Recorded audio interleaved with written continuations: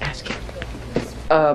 Mr. Payne, sir, you know, every second that you could let us out early would really increase our chances of survival. It's like our sergeant told us before one trip into the jungle. Men, 50 of you are leaving on a mission. 25 of you ain't coming back. Okay. You know, the '68 Democratic Convention was probably the most bitchin' time I ever had in my life.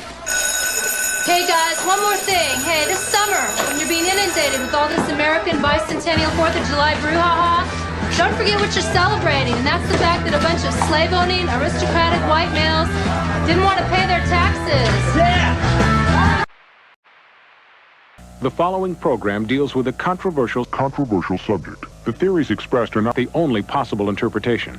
The viewer is invited to make a judgment based on all available information.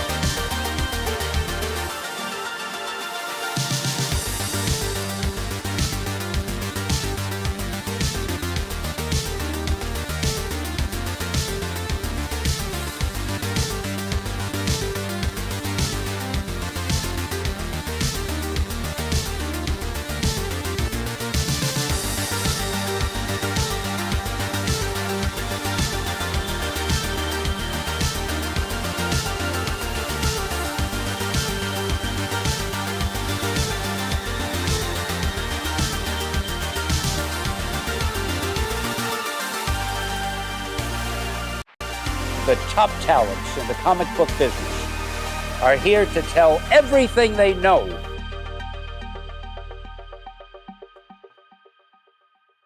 Ladies and gentlemen, welcome to another Tuesday night here on Beyond Wednesdays. I am joined by, of course, my two compadres for the Industry of Comics show, Jesse from Jesse James Comics and Dennis from Wonderworld Comics. How you gentlemen doing tonight? I'm doing great. Jesse, how are you doing? I'm doing fantastic. Fantastic day, but I'm going to let Dennis start off this show. Guys, as you know, I've been running for president of the comic book industry for the last, 8 years. And this is the year. So it's safe to announce, with over 900 of the 1,200 comic book stores reporting, I am overwhelmingly elected president of the comic book industry for 2025.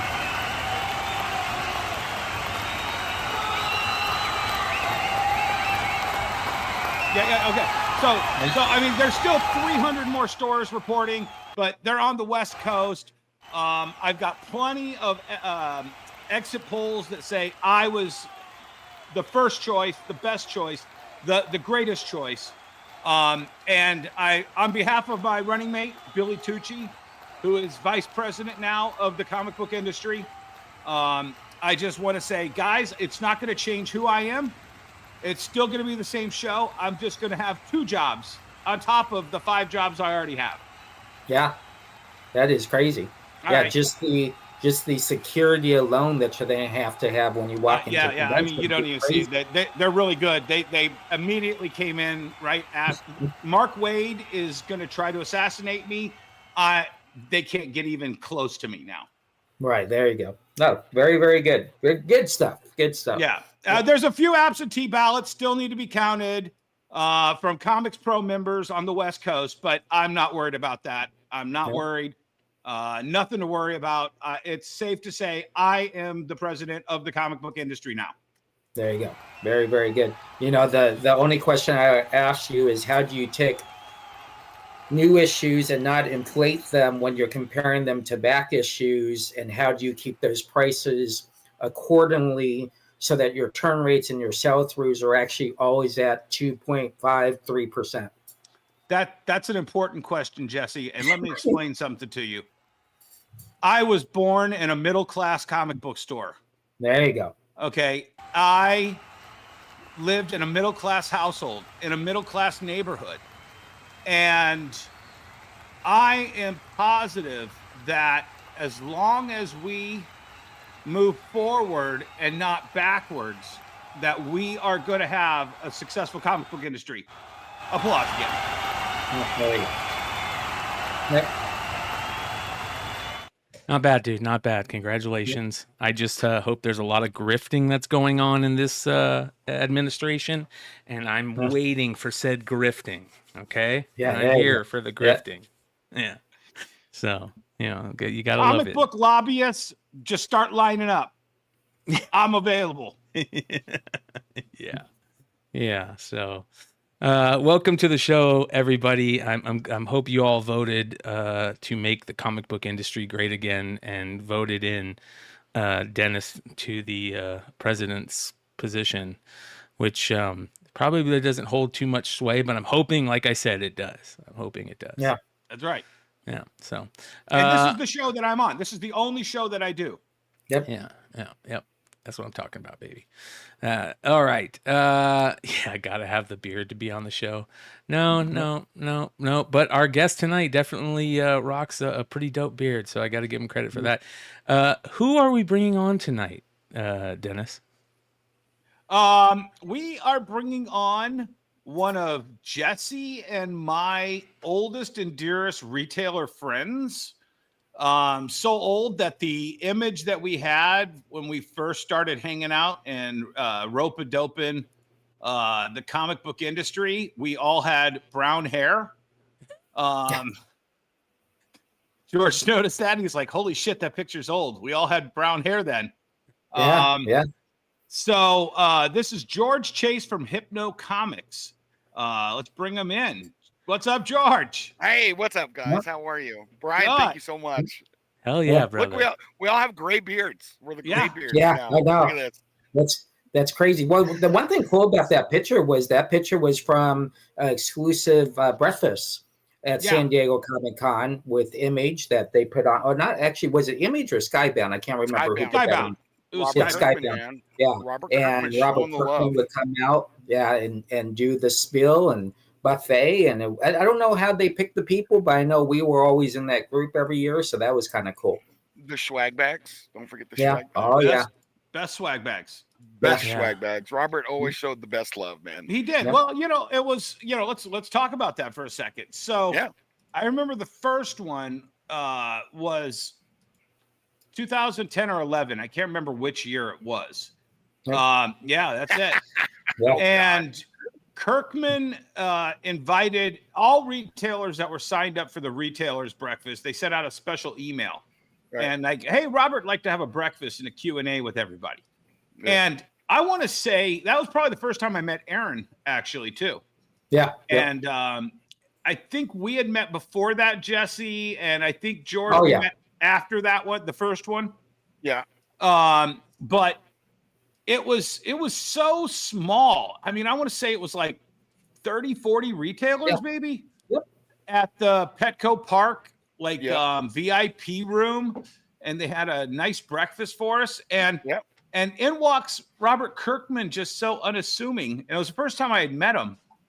And meanwhile, he's on top of the world. I mean, we're already making money hand over fist for him and with him. See, that's the thing. That's the thing is, I mean, he was making millions of dollars at that point. He could have been in some penthouse hotel room, counting his money, looking down on all of the minions selling his books. But he hosted a breakfast for comic shops. And it wasn't just that. Like, we all had our breakfast, and he sat right next to retailers, right next to, and there's a few media people there, I remember. And the second we're all finished with breakfast, and I think there was still a couple late people that popped in and were still eating. And he just turns around and just starts talking. No microphone, no stage, no nothing. And he he pops up on the table. Yeah, very intimate setting for sure. Yeah. And he just pops his ass up on the table. So he's sitting a little higher than everybody else. And he's like, all right, guys, you've made me a lot of money in the last year.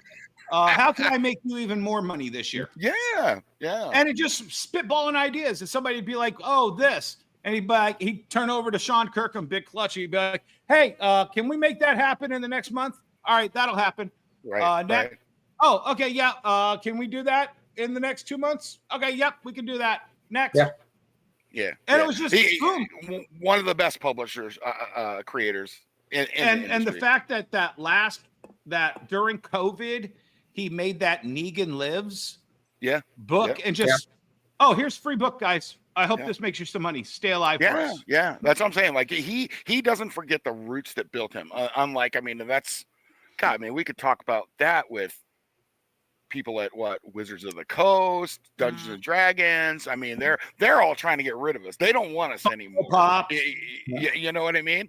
Hasbro, trying to go direct, trying to do Dungeons and Dragons digitally. Let's talk about that. Let's talk about that. Because that's before you guys go. Hold on one second. Brian, I just sent you a video, a promo he did at that breakfast, just so it's there. But anyways, go ahead. The video that I asked him to make?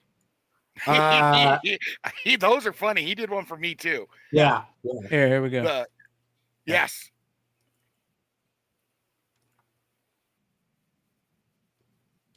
Yep.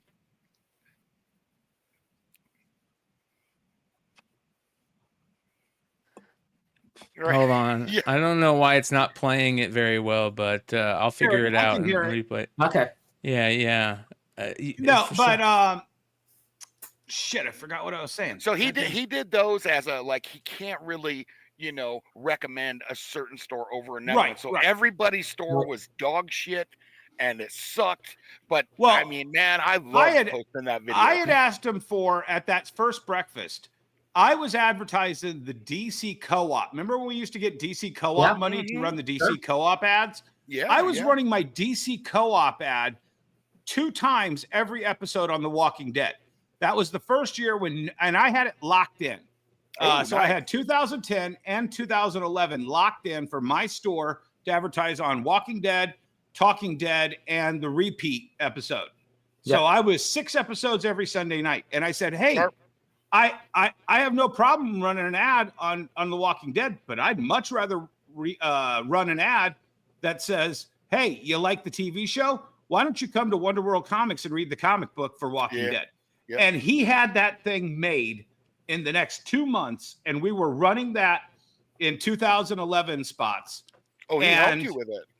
Yeah, he made it, and he sent it out to all retailers. Oh, wow. All right. So you might not have gotten it, but it was definitely. I don't think I did. Yeah, it was definitely a Skybound produced ad that said, if you like Walking Dead, the comic book or the TV show, come into Wonder World Comics. And see, that's genius, but simple. I mean, well, that was my idea, but yeah. You would think that's that, why Marvel I'm president of the comic book industry, George. That's right. You got my vote, of course. Yes. I mean, that's what you would think that Marvel and DC would be doing at the end of every movie, right? At the end of every Netflix show, But no. Well, and it wasn't just that either. He would go on The Talking Dead. That TV show, if those of you don't remember, there was a TV show on after The Walking Dead that just talk about the episode they just watched. And Kirkman would go on there like 3-4 times a season. And the first thing he would say is, hey, go find a comic book store. The new issue of The Walking Dead is coming out this week. And here's what it's about, and he didn't have to do that. Right? Yeah. No, he never forgot what built him. No, he never he tells a great story when he did that 25-cent issue for us. I forgot what issue it was, but he sent it out to everybody. It was the jumping into the pit, right? Yeah.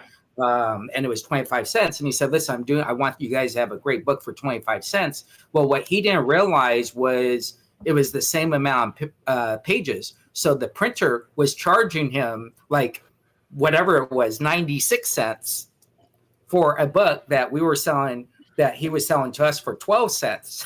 Yeah. Doing us a favor, but he was fine with that. Top shelf guy for sure, man. For sure. Yeah. Always have mad respect for Robert. Yep. I mean, even with what he's doing. I mean, come on. Is he not one of the sharpest businessmen? I mean, he's got I know he threw his hat in the ring for the TMNT license. Come on. You know that had to happen.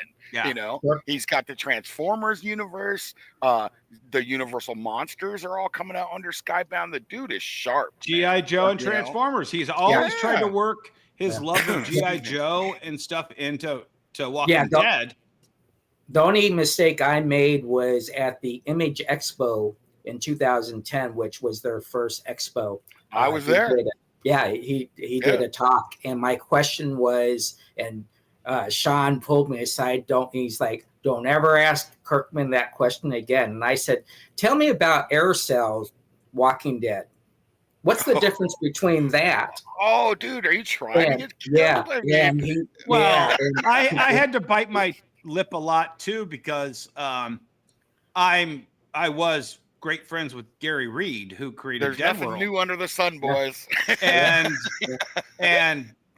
somebody had just come out with like a top 50 similarities between Walking Dead and Dead World. And it was pretty abundant. I was like, oh, really? Yep. A sword wielding, antagonist who has zombies. It's just like this whole list. And it was like, okay, I'll never talk to Robert about that one. The takeaway there is marketing is key. Yeah. Yeah, exactly. Speaking of marketing, George, tell our audience who you are and your whole spiel. My whole spiel, my elevator pitch. My name is George Chase. I'm the owner of Hypno Comics and Games. I've been in the comic book industry a long time. I'm 58 years old, and I used to sell comic books in the corner of my dad's pawn and jewelry store when I was a kid. I opened my first store in '89 when Batman was on the big screen and Upper Deck just hit. Like my fellows here, I'm multiple Eisner nominated for Hypno. Never won. I think out of the three of us, Dennis should have definitely won. Yeah. With the video that you got snubbed on that one year, that was total robbery.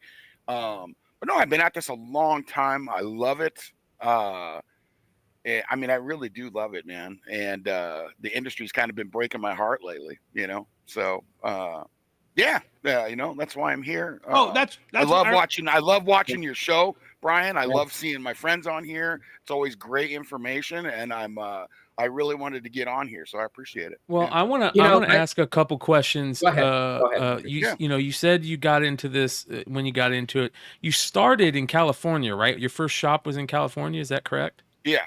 Yep. And now you're in one of my favorite places in the entire world, and that is Really? hold on. Places Let me tell you why. Let me tell you why. Okay. Oh, it's Pahrump, Art Bell. you fucking got it. You hit it on the head, my friend. Pahrump, Nevada, ladies and gentlemen, is the hometown, the station broadcasting the greatest radio host in the history of radio, in my opinion, Mr. Art Bell, rest in peace. Oh, yeah. The home Yeah. of the quickening. Yep. Yeah. Kingdom of Unfortunately, God. Three things here, man. Yeah. I think me and George were thinking something different, but that's No, okay. I was like, where's I he nailed going it. with this? I was going to go Blazing Saddles. I didn't get a harumph out of that guy. That's right.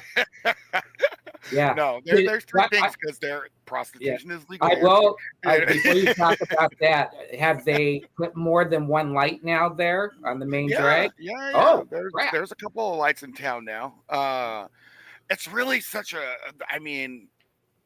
really huge culture shock for me and my wife, and especially for our business, going from a Southern California county of 800,000 people where we had like 200 subscribers to Batman to I've got like 10 people that buy new comics now.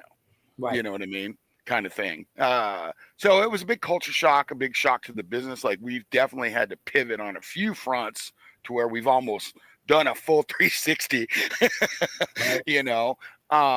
but damn if I don't love this business, man. I left like you, Jesse. I've got corporate world experience. I left and was in medical sales for quite a while and made great money there. If I wanted to make a lot of money, I would have stuck at that. But man, this is a calling. It really is. I think you're the first person to say that, George. I think you're the first person to really say it that way. We've heard people explain it but to say it's a calling, man, that kind of hit me. That I had to kind of interrupt you for a second, man, because that's got a lot of weight behind it. Well, it is. I mean, come on, any sane person, man, with especially the state of our industry, would have left a while ago. Yeah, exactly. Well, the one thing I want to ask you, if you can kind of put this in perspective, you've said you love this. Yeah. But what is the percentage and I know what my percentage is, what is the percentage of love and then the comic book business? Well, that's a tough one to weigh out. Because it's like being in a relationship, man. And I'm really mad at my spouse right now. You know what I mean? Like, yeah, I mean, I love it so much that I'm still here when I think I should have bailed a while ago. And it really, yeah, of course it has to do with dollars and cents because we're businessmen. But again, I love this, man. This hobby saved me when I was a kid. And I know I've handed comic books to kids and it's done the same thing for them. And that's why I do this. You know what I mean? Plus, I mean, come on, man. We help people with their escapism. Especially right now, like times are tough, times are stressful. Who doesn't want to open up a comic book and escape for a little while? I've said it for over, probably since 2008 when the first financial crisis happened. Yeah. That they always have said, I remember watching all these reports that in the 80s when the recession was happening or the depression was coming on or whatever, bars and liquor stores do the most amount of business during those times. Yeah. And it occurred to me in 2008 and 2009, we are the bars and liquor stores for geeks. Yeah, we are. And it's funny that you mentioned that because again, I live in a small town now. We're talking, 40,000 people, maybe. One of my friends owns a liquor and tobacco store. And we were talking to him because things are slow right now. The economy, people are being apprehensive with their spending. we are usually the people that get crossed off the list first because we're, disposable income. What are we going to do? Well, we're going to cut out buying comic books and Pokemon kids for the cards. Then people usually look at their streaming services. Do we need 6 of them, kind of thing? But then even my friend who owns a liquor and tobacco store is slow right now. So that's an indicator in general, Yeah, but we sell escapism, and when times get tough, it's a double-edged sword. Some people cross us off their list, and others come in, but like, hey man, where can you take me today? And you were saying that your spouse is being bad to you, and we're not talking about your lovely wife Destiny. No, who is, my wife Destiny is the angel of our industry. Yeah, yes, she is. Yeah, I just wanted to bring up this week another giant, huge opportunity was flushed down the fucking toilet from our industry. The Secret Lair, Marvel, Magic the Gatherings. This was the perfect opportunity to bring the gaming world and the comic world together. Yeah, but not at our stores. Secret Lair doesn't do that. No, well, the thing was to A, choose it as a secret lair, B, not open up a back door to the gaming stores that are also comic book stores. Not, and I know Emmett's going to be in the chat eventually over here, and Emmett runs a lot of Magic. This was the opportunity to merge and marry 2 different huge industries into something that could be the most successful launch for both of them.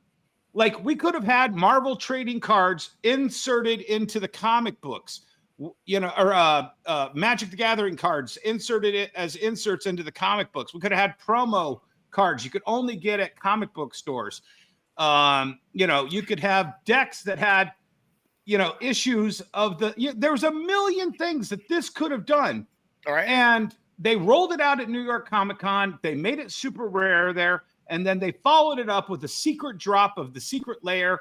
And bots got 80% of the product. Millions of people were turned away waiting 4 hours to buy one of these. Yeah, so it is a missed opportunity, but I don't know, like, at your shop, if you do Magic, if you host events or not. So this same opportunity was missed way back in 2016 when they dropped the first Walking Dead set of these from Secret Lair. And I had a big Magic community at my store there, and I'm talking, comparatively speaking, we would have 24 to 30 people at a Friday Night Magic at our store in California, and all of them were coming in. Hey, can I get the Walking Dead set from you? Hey, can I get the Walking? And I got tired of saying no, and I was like, man, this is an indicator. This is like a catalyst in the industry right here, where these big corporations are going to slowly start peeling our customer base and our customer money a little bit here and there. You know what I mean? And that's why when I saw that this thing was failing, I was like, yes, let it burn, man. Look at Fortnite, right? You can look at that and you can basically say how many people actually read those books. Most cracked them open, got that little code, went online. And if you don't continue that relationship, it becomes pointless, basically. It's a flash in the pan that doesn't move the needle and hold it at velocity that can sustain itself. Right, exactly. It's a spike. And I mean, like, I tried, like, when people would come in with their kids, I'd be like, look, they're coming here for the code, do me a favor, make them or have them read it before they do the code. I'd get that buy-in, and who knows if they followed through on it, but I know that after the series was over, didn't see any of those kids again. Right. No. So did your tell us about your kind of your demographic? So you had a great store in California, right? Yeah. I mean, not a lot of parking at it, which is the only thing I probably didn't like about that store. Other than that, so tell us about that pivot from that base to the demographics you had there. Oh my God. So it's total contrast. I mean, we went from being in a nice touristy beach town, nestled in between 2 metros, Santa Barbara and Los Angeles, people traveling through all the time, 18 to 40-year-old people there, male, Occasional female. forest fires that almost threaten to burn everything down. Which is how we got here, but that's a whole nother story. But I mean, we had a huge female customer base at my store in Ventura, which I was really proud of. You know, here, man, it's let's say there's 50,000 people. Most of them are old retirees, 60 to 80. Like the 18 to 34 base here is almost non-existent. I mean, it's a contrast. Selling new books here is more than a challenge. It is a fight.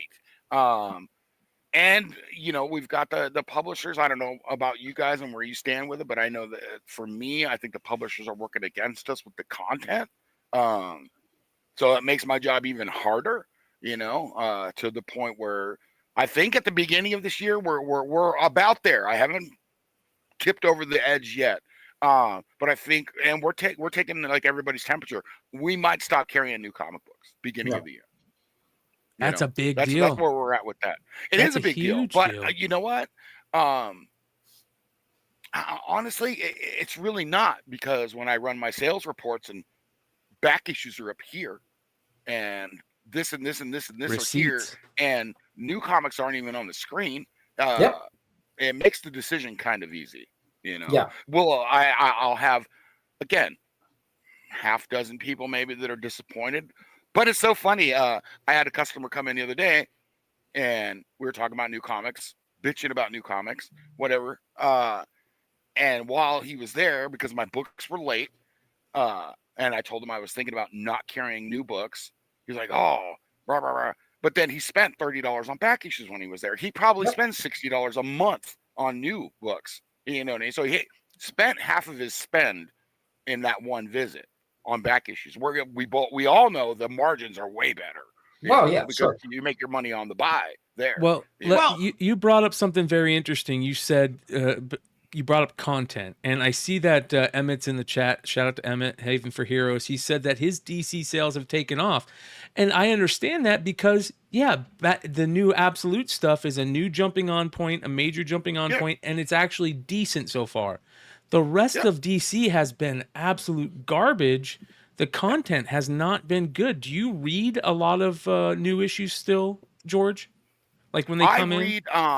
I do. I skim through most of them just so I can stay topical. I'm a Ghost Machine fan right now. I am a huge Ghost Machine fan. Everybody that comes into my store is buying a Rook, a Geiger, or a Redcoat when they leave. You know, I liked the Aliens Avengers. But I'm an Aliens fan. I like the What If Aliens by Paul Reiser. I thought that was really good. Awesome. You know, the Ultimate, I'm a Hickman fan, so Ultimate Spider-Man was great. I don't think that the Black Panther and X-Men Ultimates are that great. I think they're riding Spider-Man's coattails. You know, so yeah, I mean, like you said, Absolute stuff doing great. One, it's new, it's hot. It's their, you know, answer to the Ultimate Universe from Marvel. But it's not going to be able to carry the rest of the stuff, you know. Right. Exactly. And just judging by, you do your FOC show on what day? Saturday. Saturday, Brian? So when I watch your Saturday, and I go through that FOC, I'm like, oh yeah, there's a hot cover. Oh, there's a hot, but I look at it and I'm like, wait, you got 5 covers for an issue 6. That's a whole nother freaking that can nobody of worms, that nobody's reading past issue 3 of. Yeah. So to get that, that's art. That you're just selling the art at a certain point. Yeah, you may as well just sell prints, man. Yeah. But let me be devil's advocate here. Yeah. All right. And this is what I learned when I dropped new issues. And keep in mind, mine was a tough one. 500 plus box holders. Right? Oh, that is tough. That's hard to walk away from that kind of money.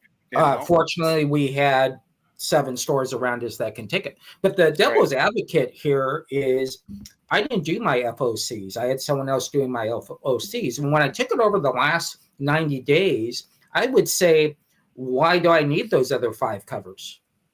right? So it's not like they're saying, here's the 6 FOCs you have to have.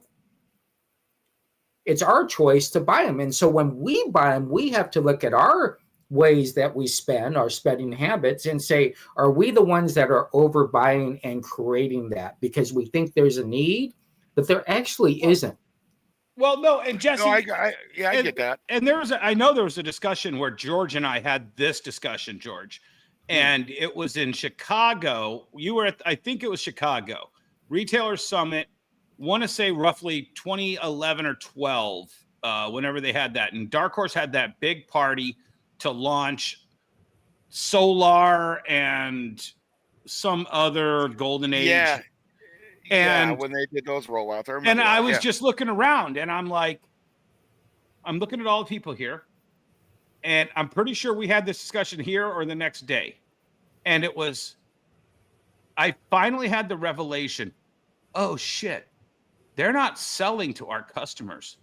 They're selling the shit we remember. Yep. And those were DOA, man. Those were dead on arrival. Dead on arrival.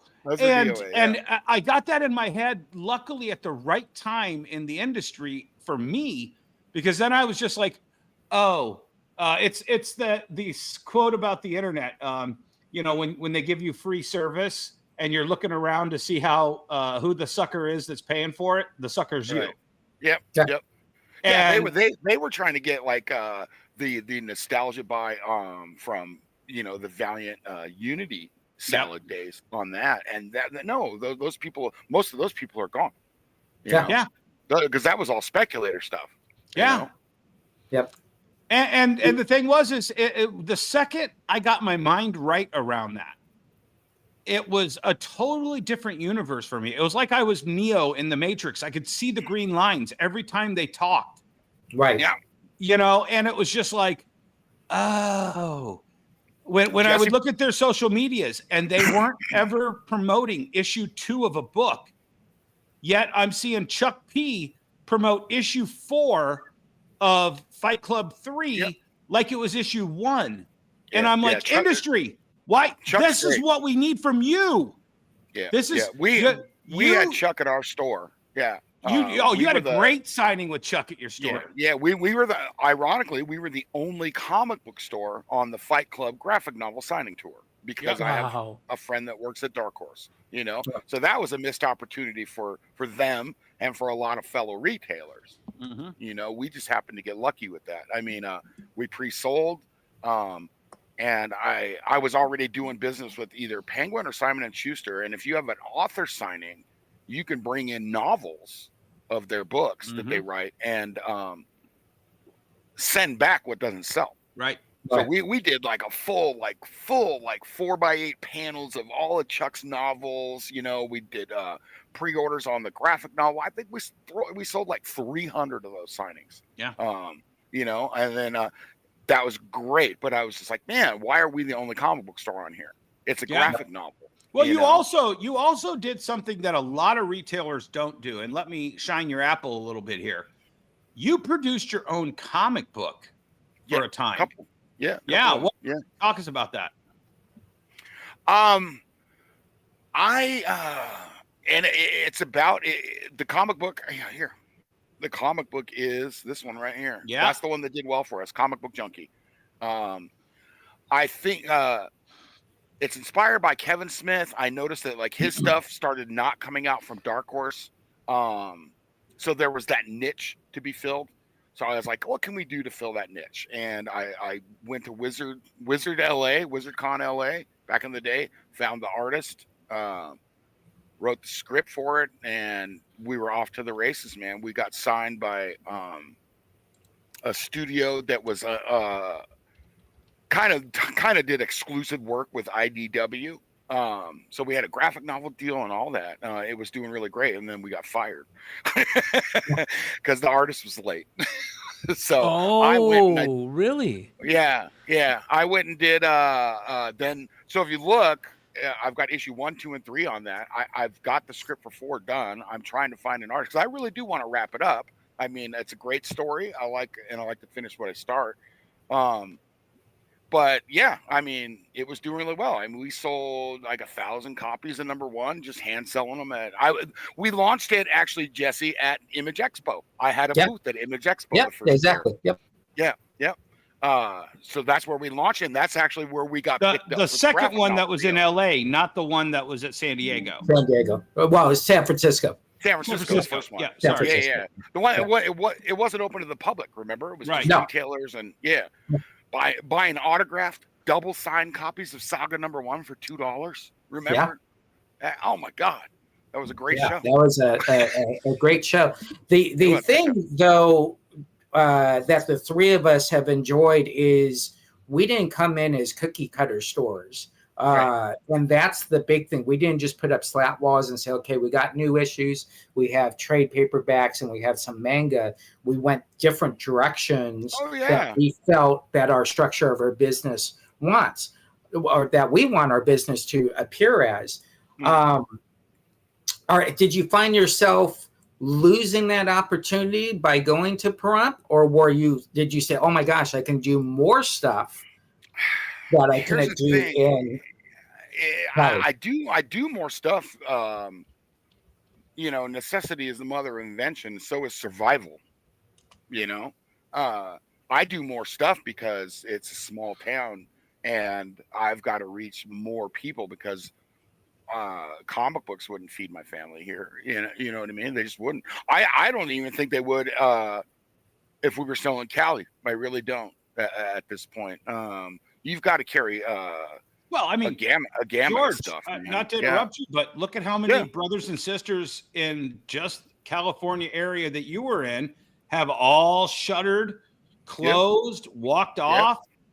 Those are huge stores that were given every opportunity and every hand up from behind the scenes that you could possibly get, and they still went under.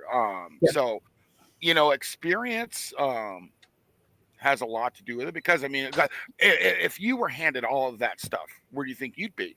You know what I mean? Like, who was it? Like Meltdown, right? Yeah. Meltdown's my biggest closing argument. You can give one store everything, a TV show, every stand-up comedian, every amazing comic book creator team. And we did that. We did comedy. Yeah. What? We did comedy at my store in California. Yeah. But I mean, we started started all Hypno. of that. You could give them all of that, and they still, oh, sorry, we're going out of business. Bye. Yeah. That's mismanagement, and maybe overextending themselves, thinking they're bulletproof. You know what I mean? But they're in a highly competitive market, so I mean, you got to be on your game if you want to get down in LA. You know what I mean? Yeah. I mean, coming out here, definitely a shock. Definitely a culture shock, But again, I just go back to like the beginning mentality, like when we first started, because I'm in a small town now. So, ironically, I love the store that I'm in. The store, God, if I had this store in California, woo! My goodness, man. I love it. It's just that there's not enough customers here. And I'm not like crying or bitching. It's just, it is what it is. But this is a good point, George, because Jesse was doing his thing over on Facebook, and you were doing something similar.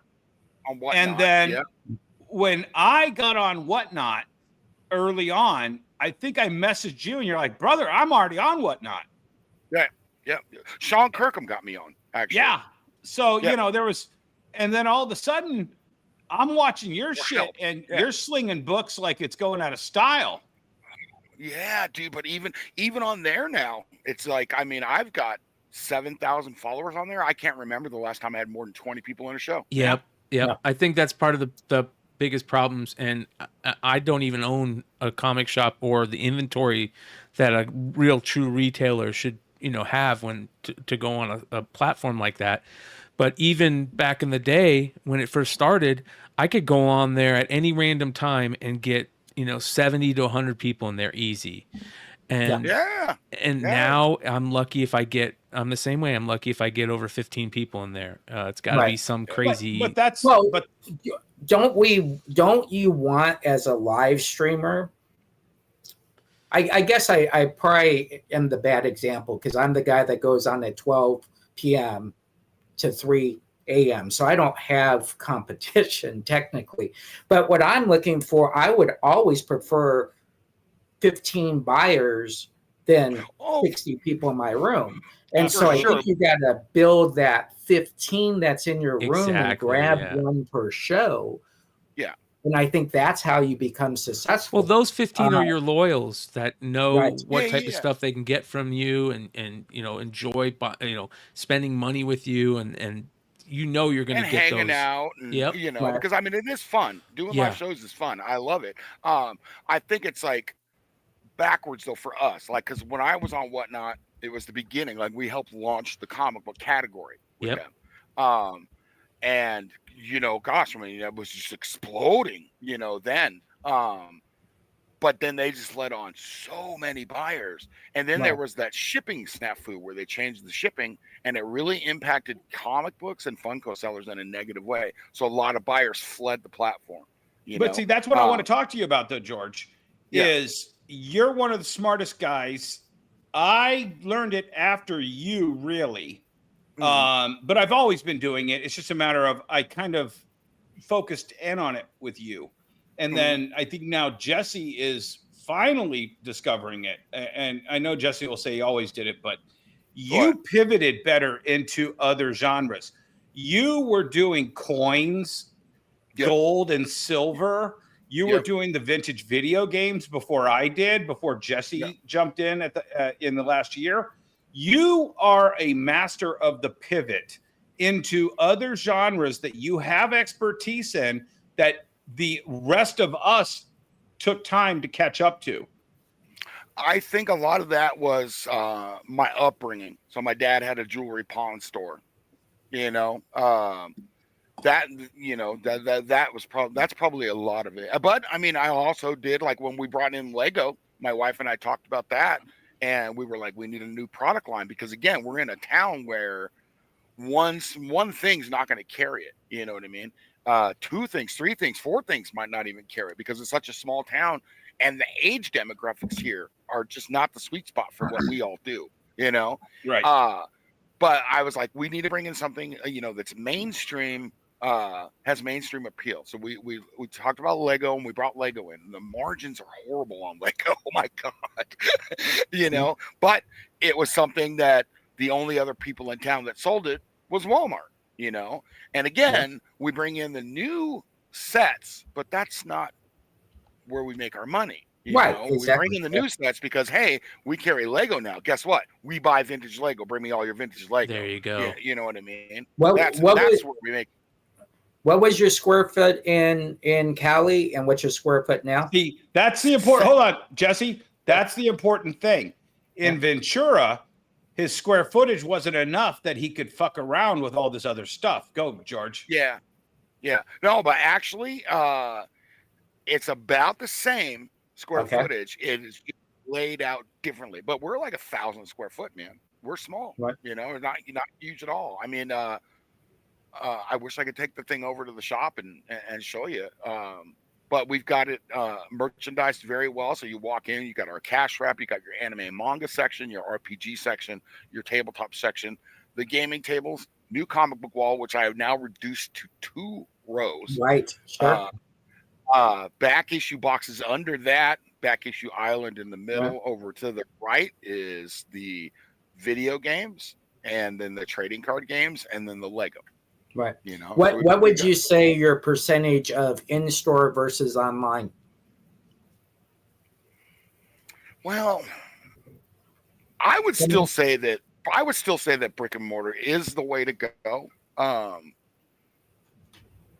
would probably, it's pretty narrow. I would probably say like maybe 60-40, But now, if you asked me that 2 years ago when we were really banging on Whatnot, it would have been completely different answer, Right. Now, I wanted to pick your brain because, I mean, out of all the people that do live, you're the trailblazer amongst us. I mean, you started this stuff, man. Yeah. And I don't know. It wasn't like I was apprehensive about it, more because of the back end stuff. Like I didn't trust collecting money from people from PayPal. It wasn't anything that was integrated. So I was like, I'm going to watch Jesse. See what happens here, you know. And then apps like Whatnot and Drip and that stuff started coming up. But now you never sold on Whatnot, did you? No. Okay. I think I will tell you, I went on for about 30 seconds and it wasn't my cup of tea. I guess the way that I had learned 9 years ago, when I started doing live streaming, number one was the reason that I just dropped new issues. So not only was I not had to worry about that $15,000 to $20,000 bill a week, but then I also had to produce money because I didn't have that money coming in. That revenue, and right. Yeah. So Facebook Live and then being 86 and all that stuff. But anyways, so Facebook Live was brand new. I remember getting the email from Facebook saying, do you want to try this? And it was something that I tell this story. They sent me the email, and that night, for some reason, I'm watching QVC at 1:30 in the morning. And this lady says, I have this Diet Pepsi. It's from Brooklyn, and it's the only bottle that's ever come out of Brooklyn. And we only have, but I'm sorry, they're not the only bottle. We have 3,000 of them, and they're $15 each. And I just see the thing go ding, ding, ding, ding, ding. Right? Ding, ding, ding, right. And I'm like, what the hell? So the next thing she does is she pulls up a Pepsi and she says, oh, this one I got. And she did it with knives, actually. I have this Pepsi, and this one's from Tacoma. I'm like, no one's going to buy that. It's the same freaking thing.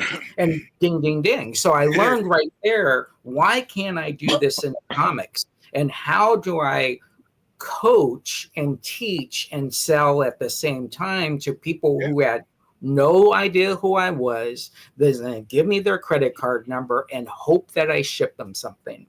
Yeah. And so I think what happened was I was able to grow up while I was able to teach not only sellers, right, comic book stores, but I was also able to teach buyers like DK in the room. He was one of my first buyers 9 years ago, right?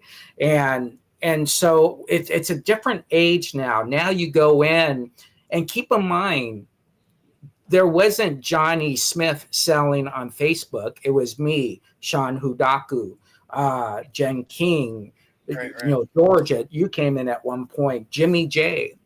So it wasn't Johnny from Minnesota. And so the difference now is when you say, well, now I can't get 20 people in my room or 25 people in my room, is because we have too many people selling that traditionally wouldn't have been selling pre-COVID. True.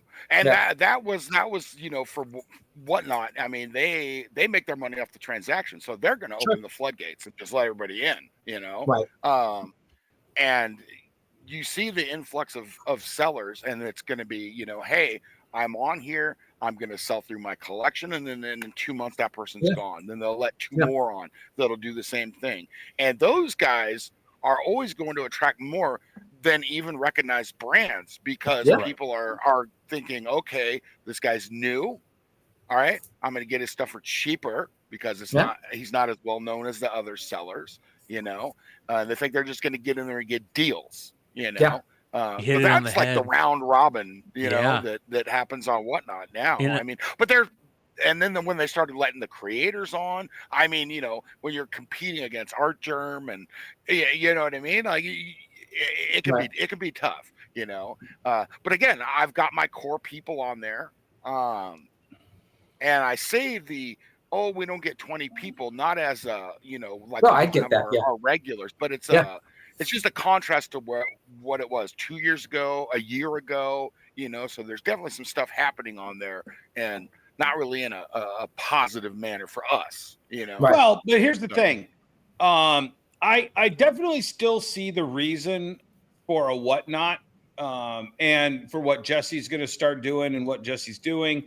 And it is about the inventory, and you have to kind of wait out the people who are dumping the inventory. Yep. Yeah. And that's where I'm kind of at right now. It's like I have an amazing comic inventory. Yeah. I don't know if you saw what I just bought. No. Giant size, Uncanny 94, 101, nice. Like a full run of 94 up. I'm in no hurry to sell it.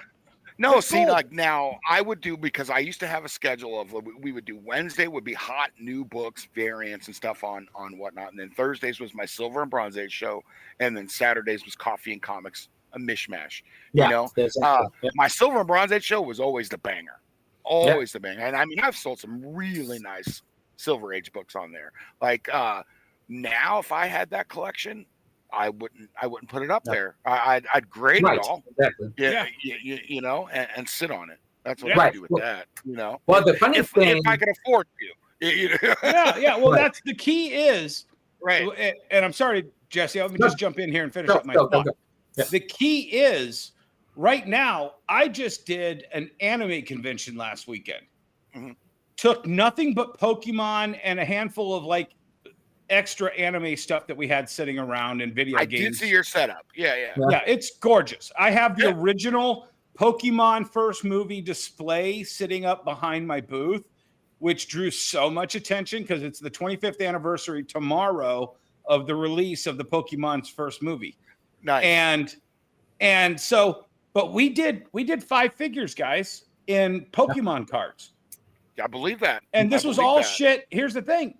When I opened the store 2.5 years ago, I said, "Oh, I'm going to throw some of this Pokemon in here." Because I had so much of it just sitting around. Because when comics blew up, I didn't have to touch the Pokemon. Right. And then by the time I touched the Pokemon again, it blew up. And now when comics are starting to dip, I don't have to touch the comics. Yeah. Necessity and survival, man. The mother of And that's the invention. thing. Once you get your nut from someplace else, why do you have to lose a nut on the comic books? Right. Like Well, me, I look at my comic book inventory because I have a lot of stuff from 2015 to before we moved here, which was 6 years ago. So a lot, you know, because we were ordering pretty heavy back then. You know, like we got lucky when you know, they announced the Hawkeye and stuff because we had like hundreds of Matt Fraction Hawkeyes and stuff laying around. You know what I mean? Yeah.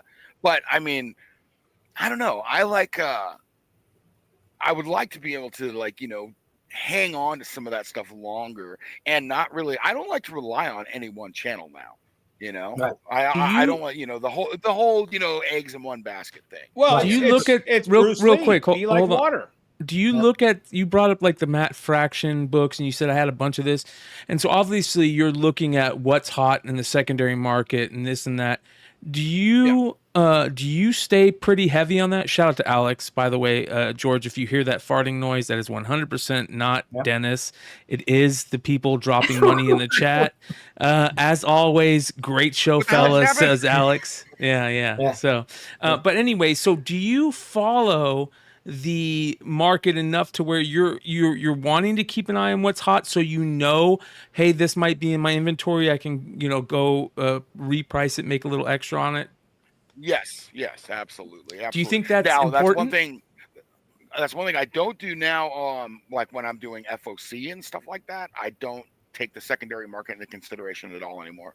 I don't want to do the whole one. I don't want to play the variant game because that's a love-hate relationship with me, because I love art. I love a lot of the artists, and that'll burn you. I don't like the variant game. It's gotten way too convoluted for sure. Yeah. You know, when one issue of Dynamite's taking up 2 pages on FOC, you know what I mean? But we love you, Nikki. We love you, Nikki. But you know what I mean. You know what I mean. Sure. You know, I mean, I love all the publishers, and they got to make their money. They got to pay their people, and I get it. You know, but I don't do that. I don't order for secondary market like eBay hustle on variants and stuff anymore. I would much rather just buy back issues these days. That's just one, comparatively speaking, I think it's better material. You know, and two, well, it's easier material to sell because we know it. It's the test of time, right? Yeah, exactly. It's very hard. Right. It's very hard for a new kid to come in and you're saying, oh, this is on the shelf. Or, hey, are you a DC fan? Then you need to read DC Crisis on Infinite Earth before you even start. Yep. I wanted I'd much rather do that. Now I got to give DC props for the compact line. Probably the smartest thing they've done in years. Seriously. What is it? I don't know what that is. That's the new graphic novels that are manga sized, and they're $9.99. It's genius. It is the best thing they have done. You know, like you got Kingdom Come coming out in manga size, Joker Right, coming out, right. Court of Owls in manga size. The younger generation of readers are used to manga size. They're used to, because that's what they read, Right. you know.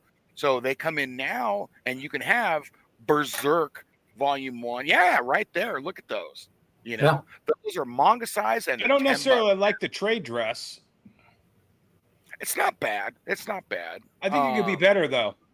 Yeah, because some of our best-selling mangas don't utilize those black bars. You know, they full bleed the art and then work the trade dress into the art. Yeah. No, I get it. But this is probably the smartest thing that they have done in a long absolutely. I'd never even heard. But here's the thing: I sell manga now. I never even heard of this because you should rack some of these. Well, I would if maybe DC had contacted stores that sell manga or their accounts. Sure. Who's at DC anymore, George? Do you know? I don't know anybody there now, man. You know, and again, my sales rep works for Diamond to sell Marvel comics. Yeah. So I mean, and that's the other thing. Like, look at all the people that we know or knew in the industry and how the industry's evolved over just like the last 6-7 years, man, and how many people are gone. The last 1 year. Yeah, I was just going to say 1 year, San Diego Con, really. Yeah. I want to go back because that's a good segue anyways. So that's more what I was going to talk about was retention. And when you're in corporate world, they sit you down, and as you're in a big spot, they say, tell us about your retention customers. We're all about retention customers. So you go through all the, we're up 15%, 5, whatever it is. We're down 5%. Right. And then the next question out the door is, how many new customers did you get on credit cards? Right. So we are in a world where not only do you have to have retention, you have to have new customers. And because we all technically sell the same thing, what is your 3 things that stand out for you on your brand to people that are shopping to you for the first time? Shopping with me, one, the experience when they come in the store, and my store is clean and organized. I get told that a lot. Lou Ferrigno told me it's the cleanest comic book store he's ever been in. He's been here 3 times. I honestly, we were voted the number 3 best comic book shop in the country by Travel and Leisure magazine, and that was completely based off of Yelp reviews. Yep. Wow. We had I think 2,000 or something like that, just 5-star reviews. So it's all about service and experience, man. And when they come in, because anybody can buy most of the new stuff that we sell on Amazon. All right. So why would they come in to buy that DC compact for $10 that they could probably get on Amazon for $8? Why would they come here? Well, because they're going to come in. We're going to talk about comics. It's an experience. It's a bonding. It's like, bars hey, and liquor stores for geeks. Exactly. I relate to that. You know what I mean? And yeah, we are the bartenders, I mean, I have people coming in bitching about Star Wars, bitching about the Concord video game. And, we are the bartender. We got to listen to their problems and then sell them a solution. Yes. Yes. What's Jesse's catchprise? Yeah. Always be selling. No, comic book therapy. Oh, comic book therapy. Yeah. And again, that is what we do, escapism, and it is therapy, But yeah, the thing that sets us apart, the top 3 things would be the service, the experience, and the selection. I've got a pretty, it's pretty well curated shop, man, new and old stuff. Yeah. And what's funny, you had said, it just dawned on me. You had said that your store is 1,000 square feet. Yeah. And I sit here and I say, listen, I don't know where I'm ranked in live streaming. I could care less, right? Yeah, I know I sell a lot of books. That's all I know is I sell a lot of books and I ship a lot of books, right? But at the end of the day, I do more business than 90% of the comic book stores out there. And guess what? The room I'm in right now, my studio is in Florida, 150 square feet. Yeah. No, I mean, same thing. I mean, this is my this right here is my like TikTok, YouTube streaming area. Right. But if we do, I don't know if you could see it, but that little table right over there is the Whatnot one. And that makes us, that used to make us a lot of money, you know?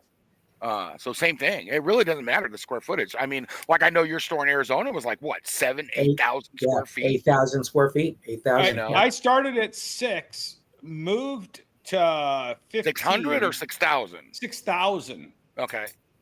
19 years ago, and I realized, wow, I don't need this much space. Yeah. Then unless you're running a dozen I went gaming to 1,500. Yeah, but I was running gaming. We used to have lock-ins with 200 kids for New Year's Eve, and I'd walk out with 7 G's in the morning. Yep. You know, and it was all their Christmas money spent in one night, you know, and it was like, oh, this is awesome. Do you guys know how I got into gaming? I can't mention the store's name. So I was going to the store one night, and we were just going to buy some back inventory, huge dollar section. And 9 o'clock came, and he said, well, we're closed. And he started kicking out all the kids. And he goes, but Jesse, go ahead. You're buying stuff. I go, okay. So I walk outside, and here's this like 8-year-old boy just sitting there. I go, hey, dude, what's going on? I'm waiting for my parents. And as I turn around, I see the guy lock the door and say, okay, Jesse, I'll see you later, and takes off. And I go, we cannot have an environment where an 8-year-old kid is left outside in this day and age. Yeah, in any day and age. I actually bought that guy out the following week and walked up to him and said, I'm buying out your store. You don't have a choice. How much do you want for it? Yeah, no, we don't ever leave a kid stranded after a gaming event. You wait. You wait until the parent comes. I waited an hour till a 12-year-old kid got picked up from Yu-Gi-Oh before. Yeah, and I think it's very. I think it's of very course important. the next week I made sure when the parent dropped him off, I'm like, you're going to be here at 9:30, right? Yeah, right. Sure. You know, you guys bring up an amazing point, because that is something that it's dying. It was a big part of my childhood and growing up in the 80s, and a lot of people growing up in the 90s, I imagine. You would spend your time at these card shops, comic shops, these places like this, and it was a safe haven, right? It was a safe haven. Yes. The community was built around those places, right? The Pop Warner teams and the Little League teams would get sponsored by those places, and like there was this huge community aspect built around all those businesses in that around that neighborhood, all the local card shops, the boys and girls clubs, and that's so dead nowadays. And the comics and card shops are such a big part of that, and they're dying. Well, do you know in the state of Arizona, you cannot call yourself a safe haven store unless you apply with the government? Wow. To actually even become a safe haven store, to put that sign up there saying, this is a safe haven environment. So the times have changed. Someone had a question about how, and my screen is way too up. Go ahead. Yeah. How we get to, how do we help customers that have handicaps, and how do you approach them? Can I answer this? Yeah, go ahead. Yeah. I grab a 3-foot stick every time I lay out a comic book store. Yep. Every store I've ever had, and I walk that 3-foot stick through every aisle and everything, and I've moved 5 different racks to make sure I had a 3-foot walkway through every store. First time somebody in a wheelchair comes into my store, the first question I ask them, hey, let me know if everything is perfectly accessible to you. Yep. Sure. Yeah. I think they appreciate it, and they appreciate that when they get done going through my whole store and they didn't have one obstacle to have to get through. They appreciate that they know I laid it out for them. Right, exactly. ADA is, I think, very important for any store owner. Unfortunately, again, it's not coached, right? The fire marshal comes in and you walk into the store, the fire marshal walks in, and all of a sudden you see it's just like a con, right? The fire marshal walks up and says, George, your stuff is going, oh, no problem. The second the con opens, move it farther out again, right? So I think there is a thing about comic book therapy, about every demographic that we have and how we're open to it and how we listen to it. And I think that's how you better your store for it. But you also want to make sure that you're not highlighting that, because they're just customers, and you don't want them to feel like they're being over highlighted. Oh, they just want to shop. They want to be able to shop. And I think that's very, very important there. Yeah, so we have like and I don't like to call it scripted, but like my team has the customer beats they need to hit, right? Right. That way, when you come in, whether it's me or Colin, my wife runs the warehouse and all the shipping and all that, so she's not in the shop, but it's the same experience, so you get your greeting, you get your, how are you doing? Are you on the hunt for anything? Okay. If you have any questions, let us know. And then you leave them to their own device. And then you check in with them after they've meandered a while, So there's no pressure. There's no, we're jamming these comics down your throat because we need to sell them, It's just we're here. Thank you for coming in, and yeah, it's pretty pressure free. You know what I mean? But then, there's also the ones that you engage, and man, they'll just talk your ear off, about stuff. And that's part of the job, and it's the fun part of the job, is because you could see their eyes light up when they start talking about the property or the hero or the game or the book that they're passionate about. Amen. Amen. Like, you might not be a Fantastic Four fan, but man, I'll tell you what, I've got a customer named Paul who's the biggest Fantastic Four fan I've ever met in my life. You know what I mean? So that's the fun stuff. And that's what you don't get when you just shop online. Right. You know what I mean? Yeah, you don't get that. I think there is some expectations. For instance, and I bring this up because of conversation, nothing else. I have 93,700 plus feedback, right? So when someone comes to my store and sees no negatives in our history, they know what the experience has to be. So our opportunity to screw up is less there, because I can't, because one negative will stick out. But when we're talking in front of customers, we're allowed to freelance and talk about being 12 years old or our first comics and be part of the conversation more. So the experience isn't the product. It's our abilities to speak to the customers and welcome into their new home, right? Well, and one other point I want to make is what's great about comic book store owners, if you have a view of outside, watch a guy get out of his car or a lady get out of the car, but look at their face. They probably just got off the phone. They just got off they just got off work. They just got in an argument. They just went to 7-Eleven. They're out of Diet Pepsi, right? Yeah, that's right. They come to decompress. Yeah. The second they walk in the store, their face changes. Yep. But that also has a lot to say about who is greeting them at that store. And I got to be honest here, the way an owner treats a customer means a lot. How often that customer comes back to that store, because for sure. Listen, it's one of the reasons, and I say it all the time, it's one of the reasons that Jesse was my LCS for 10 plus years, is because I knew what I was going to get with Jesse. I wasn't going to get somebody that complained about my style of collecting or somebody else's style of collecting and bitched about something. Rather, I was going to get that decompression type stuff.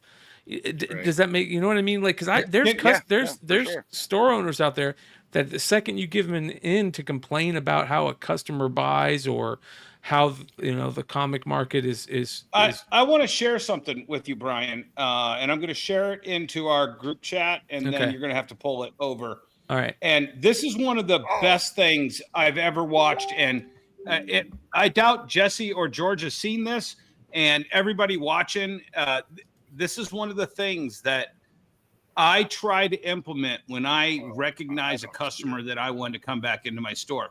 And it has nothing to do with comic book stores. It's about restaurants. But it's two of the smartest people I've ever seen. All right, here we go. So All right, Actually, watch this, everybody, here and go. you can get rid of it about halfway through, Brian. Oh yeah, John Taffer's awesome, dude. This is great. This is John Taffer and Gary Vaynerchuk. What do you want me to start it about halfway through? Start it at the beginning and then play it through to the end or to the middle. If somebody goes to a restaurant for the first time and has a flawless experience, the statistical likelihood of them doing a second visit is about 40%. They come back a second time and have a flawless experience. The statistical likelihood of a third visit is still about 42%. Yeah. The third time they come, the statistical likelihood of a fourth visit is over 70%. So you got to market to 3 visits, not 1. Visit 1, free rib dinner. You sit them down, put a red napkin on the table, not a white one. Identify him as a first-time customer, connect with them, and work to get him back a second time and a third time. Once they're there the third time, you own them. My man Chandler, the red napkin thing is genius. Because in a fast casual environment, we're not hitting that table side. Let me give you a napkin that's red on the table. Can I detail that for him? Go ahead. Okay, so you put a red napkin at the table. Gary sits down, he's eating dinner. Now he's getting his free rib dinner, orders water, costs him nothing. I know he's a first-time customer because he's got a red napkin. When he's leaving, the manager comes to the table, writes on the back of a business card, $5 off chicken. Did you like the ribs? Loved them. You got to try my chicken. Come in for the chicken. Now I'm prompting a second visit, not with a printed coupon, a handwritten card. Now he comes in for the second visit, drops the business card on the table. Everybody knows this is a second visit because red napkin was the first visit. Second visit, you finish the meal, you go up, you say, so how was the chicken? It was freaking great. Are you full? Totally stuffed. Man, next time you got to try my cheesecake. Free piece of cheesecake. Now, 3 visits. Ribs cost me a piece of cheesecake. Oh, I thought a pizza flavored cheesecake. I was like, that's fucking brilliant. So the rib dinner cost me $5. The chicken was a washout because it was a discount. That's right. The cheesecake is $1.35. For about $6, you got 3 visits out of them with a 70% likelihood of a fourth. That's the way you market a restaurant within the 4 walls of it. Go ahead and pause it there. So I came up with my scheme based off of this suggestion. Okay. And I do it on different levels, but for the main brunt of it is every human being that I come in contact with, I give a monthly coupon. It's $5 off a $10 purchase. That's 50% off. Everybody recognizes that as 50% off. I have some exclusions, not good on magic packs, Pokemon packs, sealed product that I get at a lower cost. But I work that $5 price into anything that I can. So like my standard price DVDs are $5, but I buy them in at $1. Okay, so they're buying 2 DVDs for the price of 1. I've got $2 into those 2 DVDs. I'm still making $3. Right. When they spend that coupon, they get told about something else. When they don't spend the coupon, I give them another coupon. So it's every $5 or more purchase, they get another coupon. Because if they didn't spend $10 to use the coupon, I'm still giving them a second coupon. That coupon's good for the whole month. And then the next month, it's a different color coupon with a different character on it. But I put that coupon in everybody's hands. The movie theater that's in my mall, I stack those coupons at the front counter. Everybody gets those coupons. Okay, because you can always give $5 to get a customer in. Yep. And you can so for me, I'm losing 3 $5 coupons, but I see the same faces coming in with those coupons from the movie theater. Right. Every you month. have add-on opportunities and Exactly. Yeah. I don't have a movie theater in my town. That's how small it is. You probably do, but it's probably not a place you go to. No. He's saying you got the porno theater. No, I know. No, but nope, not even that. Not even that, man. And Brian, I know you don't have it on you, but when I first started, everybody got membership cards. And your membership card wasn't just a membership card. We asked what your favorite football or what your favorite sports team was, what your favorite favorite superhero was and what your favorite publisher was. Yeah. And so everybody got a card with those logos on their card. So not only were they member 342, they had those 3 logos on there.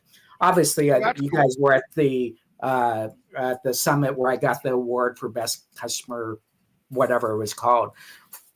But I love how he downplays that, George. Yeah, yeah. But the notion was that in the comic book world, that was new, right? Where in the real world, I'm sitting there saying we get points on everything. Yeah. Like we're getting ready to roll out a loyalty program. Yeah. That's integrated with our POS. So, right. I guess the question to you, George, is what is the line that you are trying? What line are you toting right now on keeping new issues? And what is that line above that says maybe this isn't for me anymore? Well, one, it doesn't perform here as well as it did in our other store. So for it to take the same amount of attention that it did, because if you're doing FOC, you're doing FOC. You know what I mean? If you're racking new books, you're racking new books. It might take you an hour, it might take you 3 hours. You're still doing that, So the payoff is really not, because again, I'm in such a small town, and even like some of the guys and girls that buy comics from me that are new, I know that a lot of them work in Vegas, so they're hitting the shops in Vegas because that's what they did before I got here. Sure. You know what I mean? So I mean, it's just one of those things. And what I got a question. Me, go ahead. Yeah, go ahead. No, go what's ahead. up? So here's I've heard in the last year, ever since I started hanging out with these two guys, telling me that I don't know what I'm talking about, which they were right. I'm starting to learn and hear more and more. And one of the things that I hear a lot in conversations when I hear retailers talking to each other, it's kind of like, well, what can the publishers do to help you keep buying those books? Like, what are the things that they can do or can change to help you keep buying those books? Right now, one, I think we're too far down the rabbit hole. Okay. We're too far down the rabbit hole, because at Marvel we need editorial changes. Like, number one, editorial changes at Marvel. I've said it for 2 years on this show. The fact that I don't have a Chuck Dixon Punisher comic to sell a customer is the reason why I'm not selling any new Punisher books. Yeah, because then we're going to get into the whole ideology, political conversations, and that's not a can of worms I want to open. Customers aren't stupid, Yeah, exactly. The customers aren't stupid. They see what's going on in a lot of the books, and a lot of it seems forced. I mean, I've lost so many readers on some of these books,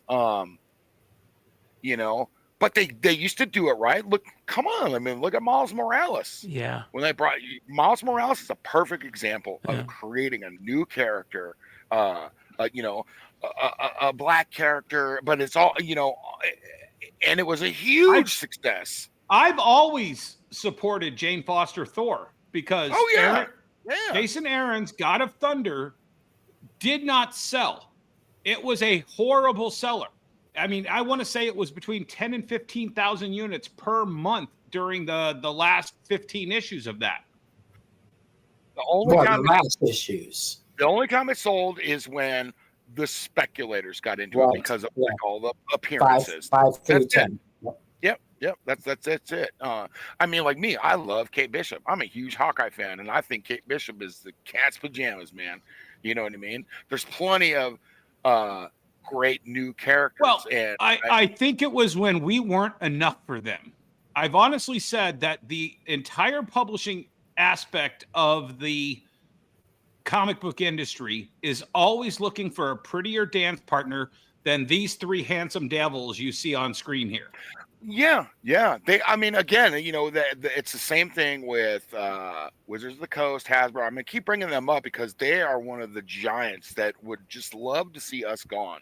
They really would. They want like especially like D&D. They want D&D to go all digital. They want to be selling secret lair stuff and Magic to their customers directly without us, you know. And but are publishers the line for you? I can't imagine how publishers are the well, line. they know that. Well, I'm talking about new issues, right? Because no, that's what I'm saying. Yeah, Right, but Jesse, Yeah. look at how many opportunities they've tried to sidebar us with digital comics first. Yeah. And how many times they've tried to prop up Hastings with variant comic books. Yep. Or the let's do 500 GameStops and try to sell comic books at GameStop. That was Chris Powell's giant idea. Yeah, like how many GameStops were there 500 6 years ago? 500. Okay. But So I think there's more. I think there's 1,000 GameStops, but they were going to try to sell comics in 500 of them. Right. So you think that they would love to do that like they did with the Walmart 3-packs. They would love to have comics in all the GameStops, comics in all the Walmarts, and not deal with us pain in the asses. Exactly. You know and look what DC Right. did. We were saying this a decade ago. DC does not want to deal with us. Well, guess what? Now they have to deal with one comic book retailer, Half Price Comics. And we have to deal with Half Price Comics. And look how the customer service went to shit once we had to deal with them and only them. I think on that, you know, right out of the gate, I mean, there is definitely a conflict of interest on some level there. I mean, because I'm not a huge online seller, you know what I mean? But if I was an online seller and I had to get my comic books from DCBS, you know, I'd feel kind of weird about it, you know? What about the variant? Especially when I see targeted ads every time on Google, because I'm a comic geek. They know my algorithm. Every time on my Facebook, I see a discount comic book service ad. Every time I'm on Google, I get a discount comic book service ad. Okay. Yeah. So they're targeting me. So I know they're targeting my customers. Oh, for sure. I mean, but that's what they do, and that's what they've always done is they sold online, and they were, you know, they definitely are good at it, you know. What about but like I think they you know, the annual omnibus sales that we used to love. You know what I mean? Yep. They're having one now, I think, right? But the biggest discount's what, 50%? Right. You know?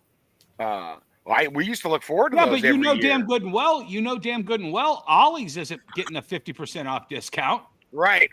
They're selling you at 75, so you know they're getting 90% discounts. Yeah, so that's something that I don't think Penguin is doing that, and I don't think Lunar's not doing it as deep as Diamond used to, you know. So that's more revenue and opportunities to get big books into our customers' hands for a deal. Because I mean, we would sell them for 50% off at Christmas time. Yep. You know what I mean? Hey, get this $100 omnibus of, you know, The Walking Dead or whatever for $50 for Christmas. Right. You know. So right now that's you can get the omnibuses at Ollie's for anywhere from $19.99 to $25.99. And crazy. I'm a 3-star general there, so I get 15% off But every Jesse, purchase. we used to get those for $15. You used to, yep. That's what I'm saying. Not anymore. But what happened was we weren't buying out everything, right? So they come in, they say, we're going to take everything. So you guys don't even have to send something to them. Right. And then have them bitch about the foil. Well, but I do think losing Diamond as that core also, because Diamond was willing to do that, was willing to ship to the 1,200 stores. The second that model got broken up, Penguin's not going to do that. Are you kidding me? Plus free shipping, you know. They don't have to. Yeah. They don't have to. That's a whole nother beast, man. I mean, this is the like reminiscent of back in when we had like Heroes World and what was the other one? Friendly Franks. No, not Friendly Frank. The other one that was on the West Coast, Capital City. Yeah, maybe. Capital City. Yeah, like and you know that when all that happened, you know, and Diamond just scooped, you know. I mean, as much as we all bitched about Diamond, I don't know, man. Well, but see, here's the thing. And I said this to every one of you guys. I understood what Diamond meant to the industry. I just told Diamond, I don't want you treating me like a drunken spouse. Right. I want you, my spouse, to be better. much like how you started out this, and they just didn't understand the that. spouse analogy, because we're in a relationship, because we love this on some level. Yes. You know what I mean? And I wouldn't put up with Diamond if I didn't love them. And then at the point at which I stopped loving them was the time that I got divorced. And that's where you're at right now, George. Yeah, I know, and honestly, dude, like I've actually got like legit depressed a couple of times about it. You know, like I love this industry, and to see it kind of like dying on the vine, not a little bit. It's been dying on the vine for a while now. You know, it's heartbreaking. You know, to a certain extent. I mean, if you've been doing this since you were a kid, you know. I mean, and believe me, I evolve with the industry. I have to, or I wouldn't be in business. You know, do you think that the variants and the second printings and all that craziness is hurting more than it's helping? Are more of those being left on the racks than they are selling? I think that second printings, no. I love second printings. It gives the readers an opportunity to get something that they missed. Remember when Image decided that they weren't going to do second printings, and they scolded all of us for not buying enough first printings? Yeah, and then the lady who that was gone 6 months later, and they started second printings again. Yeah, they started second printings again. You know, and they've got to be careful. Well, like they got to be careful when they do those kind of announcements. You know what I mean? Because the industry will just be like, you know. On the variant front, I think that the variants are hurting, but again, I think we're way too far down the rabbit hole on that to peel it back, because it's hurting, but it's also carrying. Yeah, you know what I mean. It's another double-edged sword. I said this back in 2009, and this is and I love Nikki. He's in the chat, but I called him out at a retailer summit in Chicago, and I'm like, Nikki, I've got 3 Green Lantern spots on my wall, and you want to put 5 Green Hornet spots next to that. You're not with 4 to 5 variants for each one of those. You're not getting 5 spots on my wall for Green Hornet when I only give DC 3 spots. And I think, and I suggested at that point during the Q&A later that day or next morning, that since we always have these publisher rankings, and we know what the sales are on this, that somehow we should have some sort of, you're allowed this many things if you're this big of a publisher. Oh, like this many variants for a certain issue? Right, exactly. And I called it game wardening. I called it game wardening because you have to be able to tell Nikki, look, you're 1% of this industry. You can't have, I think one time he had 26 variants for every one of 5 books on FOC. I'm going to push back on that one a little bit. Go ahead. I'm going to push back on that one a little bit. I mean, because one, we're entrepreneurs, so we're fans of the free market, right? You want somebody telling you how to run your business? I agree. You know? I agree, but they're also... But at the point at which we don't know the sales numbers, okay? Right. So if Diamond were to say to Nikki, look, you've got 5 stores buying all 26 of these variants, and you've got 1,195 stores happen to look through 5 pages of FOC for 5 books. Right. Okay. There's not enough market here for you to do that. We're going to have to limit you because of the bandwidth that you're pulling from the rest of the industry on that. See, and that's where you have a distributor trying to tell a publisher how to run their business. Right. And exactly. They wouldn't they wouldn't do that many variants consistently for this long if it wasn't working for them on some level. Right. And keep in mind, those numbers, when they say Green Hornet number 2, they're just saying how many copies did we sell of Green Hornet number 2? I'm talking about the publisher. We sold 18,000. They're not saying, oh, we sold 100 of this, 300. Right. They don't care. Because it's all about, and that's how they're going to report it. Yep. That's how they're going to report it. That's too, the for the only way they're reporting it. Yeah. So what we have to say is those 5 stores helping Nick get his numbers up, and he's saying the other 1,195 stores, fine. Okay, so you guys say that you guys got to report it. How do we best do that? Is there a way to get that reporting to happen? It would never happen. It'll never happen. No, We tried. no. Well, actually, you're looking at the 3 guys who tried to make that happen. Yep. Yeah. We at one point, all 3 of us were Diamond POS stores. Yep. Yeah. Comic And Suite. I worked out a deal where Heidi McDonald, Rich Johnston, and I think one other person was going to pay all of us plus another. I think we had 20 stores, didn't we? Yeah. We had 20 stores, and I said, we will give you all of our raw Diamond POS info on sell-through. Right. And I'm going to say our mutual friend over at Marvel, I think, found out about this. I made a little call over to Diamond, and I got a call, and one of those rare calls from Chris Powell saying, we're not allowing you to do that. If you misuse your information through Diamond POS, we're going to shut down all of your accounts. Right. Because the industry did not want that sell-through data. Because with 20 stores, and at that time, I want to say there was 500 stores that had POS systems. Is that correct? Yeah, pretty much, yeah. And at that time, they were still claiming 1,500 stores. Yeah. So if you extrapolate out that data, 20 key demographic stores across the country could give you a 1 out of 500 information dump out of sell-through data.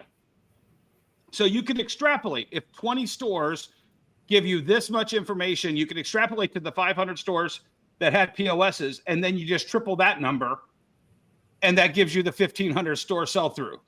Yeah. But that totally torpedoes the press release that says we sold 150,000 units. Yeah.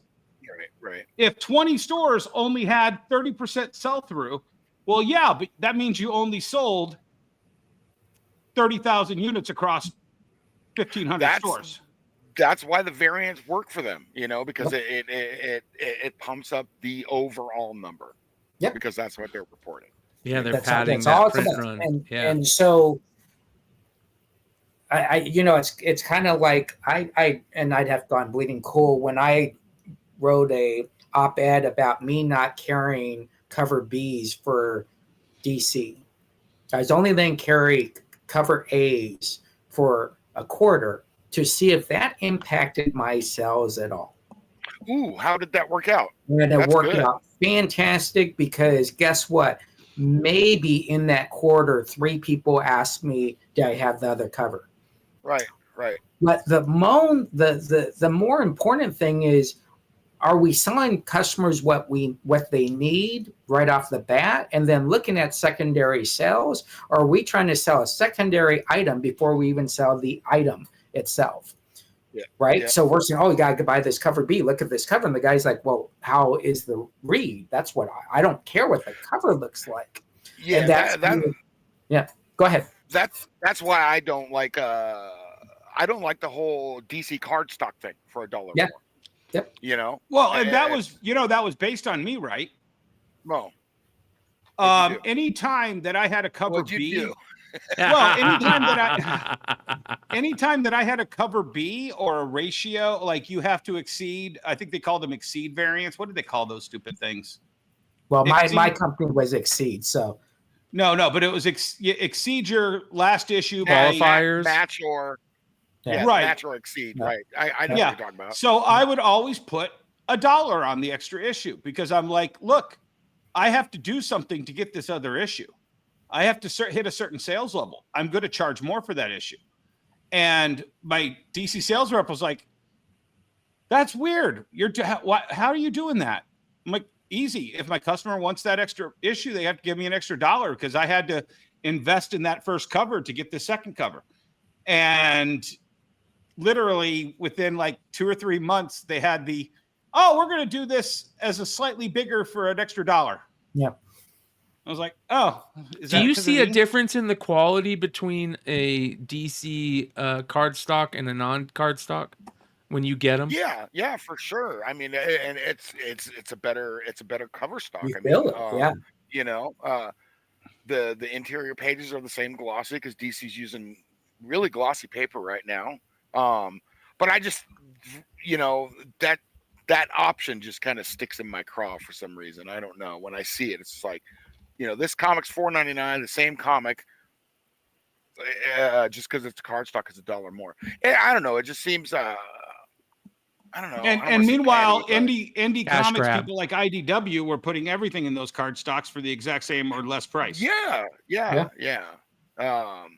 So I mean, I don't know.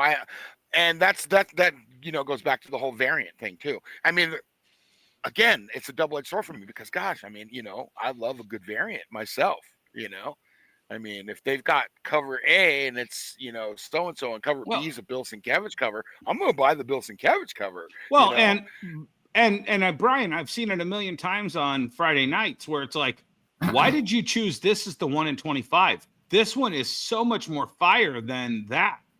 You know, make us earn this 1 in 25.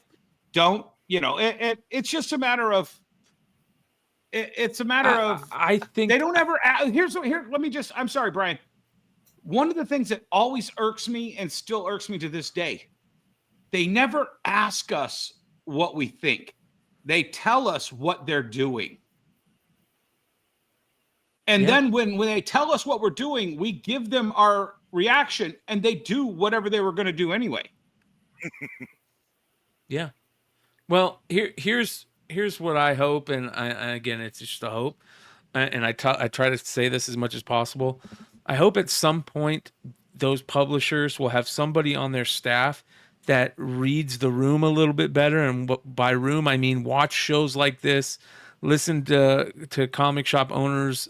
You know, if it's hard to constantly call somebody, but if you have shows where comic shop owners are coming on and saying this is the problem, and you're seeing multiple shop owners come on that show and say the same thing, like it's recorded. Here it is. It's recorded. Hopefully they'll have some type of people there that can go, okay, I'm consistently hearing this. We need to change that. Do I think it's going to happen? No, but no, it's not. Yeah. No. Well, I I'm think with Jay in the chat. I like Jay in the chat. He's saying corporations are evil. And yes, DC does have Dan Mora, who is a great artist. I love Dan Mora. No, I did this chat with an AI a couple of weeks ago about DC and their YA novels, their YA graphic novels, because it always says New York Times bestseller on them. So I was like, oh, I just want to find out where this ranks on the bestseller list. And I got into this weird catch-22 loop with the AI chatbot. Hey, can you tell me where on the national bestseller list this ranks? No, I don't have that information. Well, why? How are you telling me it's a bestseller on the bestseller list if you don't know where on the list it is, kind of thing? And just went down this rabbit hole, and it got to the point where the chatbot was just like, they're gonna just keep putting out this kind of material because that's what the corporate agenda is right now, regardless of whether they lose customers or money. Right now, and I kept it. I wish I had it, so I'll send it to you guys because it was a real interesting thread. You know, it was kind of spooky. I mean, at Marvel though, like man, if we just got just one good Jim Shooter like editor over there, I know, to turn that ship around a little bit, maybe a couple of public executions kind of thing. You know, do you think the decentralizedness of these publishers? Let's just take Marvel for instance. I mean, there's no bullpen anymore. Nope. You know, every artist is in a different country. Every writer is in a different state. The editorial staff is in New York. What? Imagine being that company in 1960. Everybody's in different states. No, in 1960, everybody was in New York. No, there were still people that were outliers, and they did stuff by snail mail and got it done. Jack Kirby did not move to California until 1975. 1975, right? Like when he was peaking in his career. No way. You're saying that decentralizes why this is happening?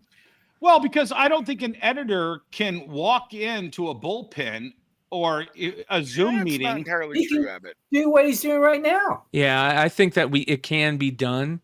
I think that with these type of things, these type of StreamYard Zoom meeting, I think it can be done.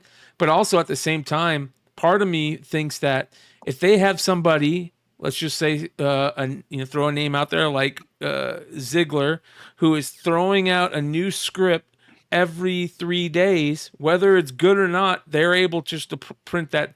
We know he's going to give us something in 3 days. And here's I want to end the show on this conversation. There is a big thing going on in comics, right, in the comic industry right now with creators over this Greg Capullo situation with FCO Placencia, I think it is, his colorist for years, who could not stay on time. So I think the book is going to be, the Wolverine Revenge is going to be late, I believe, and he's no longer on the book. And Greg Capullo put out a big, huge, a lot of things talking about how this is a problem in this industry. We have, when I was, coming up in the industry, you had to sometimes work, longer days to get stuff done. And this is the way the industry is. I'm not saying this is how it should be. This is just how it is. And you have to actually, be willing to put in the work to get it done. And you have all these, this is a big deal. You look at all these people saying he's wrong for this, calling out Brian, late work. Can I just say this, though, in Greg's defense? Greg is a no bullshit guy. But for Greg to get to the point where he said that in public, I agree. And yeah, that means it was way past the point of Greg's breaking point. Yeah. And I consider Greg a good friend. Oh, yeah. Very good guy. Greg would not do that unless he was pushed to that point. And I'll add one more tidbit. And he was probably given permission to throw him under that bus. I doubt that. But what I will say is I agree with you. Let me read off some of these so I can just show you some of these. Ben Templesmith says, I don't think this is advice at all. Greg is banging in the money how it is. It's more a warning. I wish it wasn't this way, but the reality for many, it's the reality for many, many creators. Okay. Yeah. This Pete Well, hold on. Just tonight, George has just told us. Yep. George's dream of a fourth issue is dead because one guy fucked it up for everything. Yep. And that's why I'm ending it on this. Yeah, totally. Rob Liefeld put out this post today that said, when me and my peers left to form Image Comics, we left our regular top-selling gigs for independent options. We built our own labels that gave us 100% control for our artistic destinies. The gigs we left behind had to be refilled with new creatives. We tried to give as much lead time as possible, but it was an upheaval for the fans as well as Marvel. It was as bold a move as had been experienced in my time as a comic book fan or pro. People, this is a big deal, and it's becoming more and more a big deal because these creators and these people are calling it out. How does this have to happen in order to change it? Do the creators and the people that are creating the comics themselves, not necessarily the people that are selling it, the creators, do they have to really start calling it out for it to be fixed? So let me tell you the difference between the comic book world and the regular industry, or any industry out there. The comic book world, what we do is we do what's called a FOC. And a FOC is when we place our orders for 60 days out. What is it, 3-4 weeks before that comic comes out, we can adjust our orders. All right. So 60 days, right? Orders are placed. That's the deadline for that, for the creating team. When I was with Nordstrom and I went to Nike, we would place our orders. You know when we would get that stuff? A year, 15 months out. Why? Because they're not rushing it. In our industry, it's FOC, get the job done. Yep. So we've already put our money out We've already placed our orders, put our money out. We don't have time for Greg Capullo to mess around with number B and C and D. So what he did is probably what he thought was best for his title, the book that he was doing, and in essence, maybe spoke out of turn with the publisher, but it's the deadlines that do it. You know what I heard in that? The famous scene in Step Brothers. Don't you fuck with my nut. I make my nut off of the Catalina wine mixer. Don't you fuck with my nut. Yeah. And that was Greg Capullo telling that colorist, don't fuck with my nut. Yeah. Yeah. We're not very privy. We're very not nice to companies that delay their books. No, because you know what? And here's was it Dark Horse? People. Was it Dark Horse or where was Kevin Smith? Dark Horse or how many times did we see books? He was at Oni, Dark Horse, and what was the other one? Dynamite. DC. No, Dynamite. He was at DC. Remember, he did he did Claws for Marvel. He did Green Hornet for Dynamite. Green Hornet for Dynamite. And then he did. He started at Oni. Green Arrow at DC. Yeah, but one of those companies Daredevil at one point, Daredevil at Marvel, they wouldn't announce his project unless he had X amount in the can already. Yes. Well, no, but he did one of those Q&As where he said, I went back to Marvel to drop something off, and they were like, hey, you want to do another series? And he's like, were you here for the last 2 series I did for you and never turned them in on time? Right. And they were willing to sign him again. Yeah. The draw that he was at the time. But how many books have the 3 of us seen on FOC week after week after week after week for the same issue, getting pushed back, and we just said, "Fuck it, I'm done with this book." Or because it was late. Yeah, the customers have moved on. Yeah. So like this whole Greg Capullo thing. What? I'm not hip to it. So basically. Yeah, Greg Capullo put out a statement. He said, "Heads up, gang. FCO has quit Wolverine before its completion. Deadline pressures aren't for everyone. I'm certain that we'll find a suitable replacement that will give you the highest quality product possible. Ever onward." Well, he continued to kind of like drop some more posts like that. Basically, he said, I can't stress this enough to would-be comic creators. Unless you're willing to forego friends and hobbies and accept sometimes strenuous deadline pressure, this biz ain't for you. I've been known to work 12 to 16 hours a day, 7 days a week for weeks on end. It's not easy. At times, it's unhealthy. Choose wisely. And people got pissed at him because some of the people, and I'll say this, I feel like some of the people that got... What's that? It's that he deleted that post. Yeah, he deleted that post because he started getting a bunch of hate from people saying that he's telling people that you have to work your life away and that you can't choose for a better health. And he wasn't saying that. He was saying this is how the industry is. Do I think it should be this way? No, but this is how the industry is. And he started getting a lot of hate. And here's a perfect example. Aaron Meyer says, Greg is an amazing artist, but creators, please don't do this. This is bad advice. Fabian says, Aaron, you might want to reconsider using the word advice. You know what I mean? Like the it just kept going and going and going. Here's the thing. Let me just say this real fast. Let me say this real fast. Here's the thing. How many times does this happen a month with people that don't post it? Right. This happens I've talked to editors where they are on social media and they see one of their creators who is behind on their deadline post, hey, everybody, I'm at New York Comic Con having some beers with my buddies. And they send them a text and like, you better have that fucking book on my desk. Right. Yeah, I see like Brett Booth. Like, no, I don't know why he deleted that other post because it is what it is. Yeah. You know, that's the industry. And well, somebody might have told him to. Well, yeah, but I mean, sometimes you do have to do the midnight oil to get your project done on time, you know? Yep. I mean, he's not. Well, that's not every day. I'll tell you what. You're not working like that all the time. Tonight's co-guest had to push back a week because he has a fucking deadline. Yep. And he has to make that deadline. We had another guest for tonight, and he canceled yesterday morning saying, "I got a deadline." That man does work. That man busts his ass.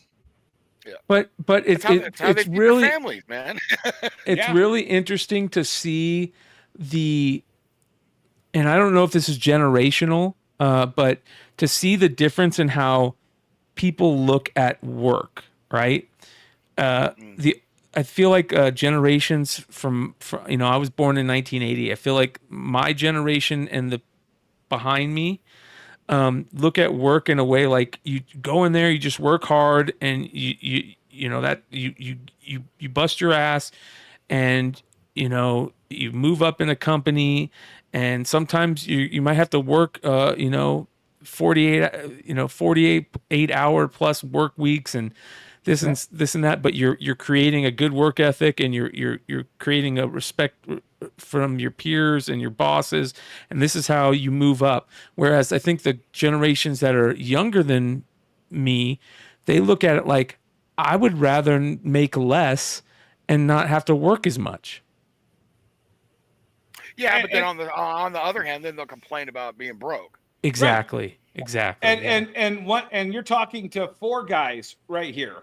You're listening to four guys right here who I guarantee you have paid their staff before they paid themselves, who have done the dollar menu to feed themselves and lived off of ramen during the lean days just so they could buy a collection that might get them to the next level. Yeah. We've paid our dues. And I mean, all you got to do is look at Greg Capullo. This man has dedication to his body. I mean, I don't think there's anybody more ripped and dedicated to having the physique that he has. And Dan Panosian's a little badass. Yeah. But Dan didn't do 52 issues of Batman with Scott Snyder. No, true. On time. No, but I mean, a work ethic is super important in this business. I mean, because one, you're kind of self-employed. So I saw in some of those comments, like they could do this, they could do that, with whatever. Here's a perfect example, George. This right here says, why would anyone work at any job for 16 hours a day, 7 days a week, and give up all their friends and family? What do you get out of that? In 10 to 20 years from now, when you look back on your life, are you going to be happy about that? And I'm not saying that's wrong for somebody to think that way, but I think that's the big difference in these generations. The big difference is, who the fuck is Daniel Hare? And I we know, all but know who Greg Capullo is. I know, no, but they're because Greg Capullo has busted his ass for 30 fucking years. And if he's got to put in a 12-hour day, it comes out as Greg Capullo work. Yeah, but you're not going to be doing that kind of schedule every day. I'm thinking hey, they hit a deadline and they've got to burn the midnight oil to get it done. And obviously the colorist didn't have the fortitude to do it. So they tapped out, you know, and then he's just saying, hey, you're going to need some chops and a work ethic if you want to survive in this business. I think it's getting blown out of proportion. I think it's solid advice. Yeah, exactly. Yeah, we grew up in the age of you work as much as you can, you do what you got to do, and you don't expect a pat on the back. And I think the newer generation, that is expected, right? And so I think this person got some tough love. Greg comes out and says this, and the opinions are the opinion. Greg's only job is to get that book done. Mm-hmm. No one's going to turn down Greg Capullo to be their colorist or be his colorist or inker because of the situation. Well, here's the thing. It's also Greg's name is on the top of the book. The colorist's name is on the inside of the book. Right. And in a collaborative process like this, all it takes is one weak link can screw up the whole project. And then you never get issue 4 done. All it takes is one. And then you never get issue 4 done. No, I'm going to be kickstarting it. You watch. I have a plan. I'm not done. There you That's go. a great thing to bring up. I think that's another. What do you think about crowdfunding and owning a comic store? I mean, is there, because that's kind of like, two different things here, Here's the thing. The savvy creators that are doing Kickstarters have a retailer option. There you go. Great. That answers it. I got Perfect one last answer. question for George. Right. George, we just talked about for initial orders. We just talked about final orders. You put in at the end of October your initial order for January 1st. What is going to be the litmus test that you do between now and 5 to 6 weeks from now when that January 1st FOC comes due? I already know that right now it's just a battle in here for me. It's a battle in my head. There's this little bit of fear that's still clinging on. There's a little bit of fear. And I don't understand why, because I know the numbers say this, the patterns say this, my other channels of revenue say this. You know what I mean? Two extra shelves of back issues in your store all of a sudden become open to you January 1st. Right. Yeah, and we could fill it with back issues that are $10 to $20. Your margin's much better instead of turning 3. And that's the other thing on the whole variant front. I wouldn't give, let's say Green Hornet or Green Lantern 5 spaces on the wall. I put the A cover, and then if there's variants, I put it right next to it, alternating, so they can pick the one up and there's another one behind it. That's what I do. Nobody gets that kind of real estate. Yeah. So Brian, you want to ask us this question from Alex? Yeah. So last question before we call it a night, you guys. Political question. Sorry. This is a $10 donation he paid to ask this question. It's election day. Does who wins change sales at your comic shop? Yep. 100%. I'll go first. I tell you why it changes your changes sales at your comic book shop, because we have some we have Jamokes out there that have split their customer base, and that customer base is half their customer base is now gone. They're not coming back, so it doesn't matter who wins. That's the first thing, right? Not even to get into the part about who wins. It's the fact that we have store owners. There was a thing out today, and Dennis, I know you're friends with them. George, I'm not sure if you're friends with them, who was saying, I'm afraid to open my store tomorrow, depending on who wins. Why would somebody say that? Yeah, this is why they said that, because they backed one person. Who said it? They backed one person. I'll tell you guys off the screen. Yeah, tell us off screen. They promoted one person, right? Mistake number one. For the last 2 months. Yeah, mistake number one. Even though it's clear who I support, my store does not reflect anybody. Exactly. Nope. You don't let that stuff through your door. You leave that stuff at the door. No, but the problem is hold on. But the problem is here's the other thing, though. The double-edged sword on that is people snuck that creators into our back door. Yes. When Ed creators Brubaker, did. Yep. When Ed Brubaker had Captain America and Falcon sitting on top of a building looking at the Tea Party, which was organized by the Red Skull secretly, and Falcon looks to Captain America and says, that just looks like a bunch of pissed off white people to me. And I was like, that's when I talk about content, gentlemen, that's what I'm talking about. Like that kind of stuff. And then you'll get the people that say, like, oh, politics has always been in comic books. No, it hasn't. Not like that. Morals have, yes. Morals have, you yes. know? But not Frank politics. Frank Miller made a joke of Ronald Reagan in Dark Knight Returns. He was a doddering old man, and he sent Superman to go take care of Batman. Yeah. But they didn't say Reagan was Hitler. Reagan was a Nazi. He was a confused old man who didn't get what Batman was doing. And Batman was over the line for who Batman was at that time. And Superman had to be the litmus test on how to deal with Batman. And Ronald Reagan was only just another character in the story. Correct. Right. It wasn't. Nothing was being jammed down your throat. It was just happened. Hey, this is taking place during the 80s. In the 80s, the president at the time. I mean, look at the Amazing Spider-Man with Obama on the cover. Yeah, sure. Well, we told this story last week on the show where I said a gentleman who had a Kickstarter had this great Kickstarter going. Is about 5,000, small Kickstarter, 5,000. He's very happy about it.